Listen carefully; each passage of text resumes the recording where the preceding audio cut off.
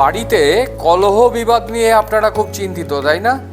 সারা দিন রাত্রি বাড়ির মেম্বারদের মধ্যে, সংসারের মধ্যে অশান্তি।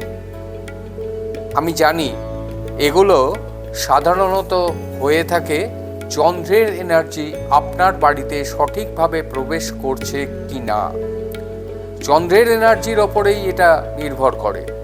আপনার বাড়ির উত্তর পশ্চিম দিক, যেখান থেকে চন্দ্রের এনার্জি প্রবেশ করে, সেই দিকটা একটু ভালো করে দেখে নিন যে সেই দিকটাতে কোনো বাড়ির স্ক্র্যাপ মাল বা নোংরা আবর্জনা, সোফা টোফা, ভারী আলমারি ইত্যাদি সেখানে জড়ো করে রেখেছেন কিনা।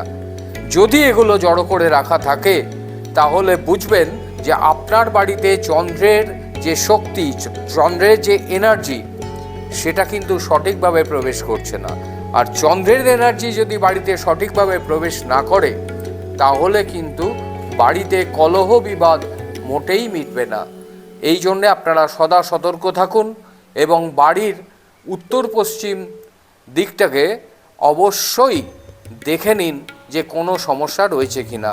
এই বাস্তুগত সমস্যার সমাধানটা অতি অবশ্যই করে নিন, দেখবেন জীবনে আর বাড়ির মধ্যে এত কলহ বিবাদ থাকবে না।